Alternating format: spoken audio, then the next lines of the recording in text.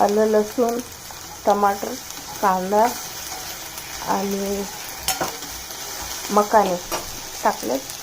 आता परतून घेते आणि ते मिक्सरमधून पेस्ट बनवून घेते. अलग आहे ही रेसिपी, नवीन ही आहे. बघा, खडा मसाला टाकते फोडणीला. आता ही प्युरी टाकूया आपण.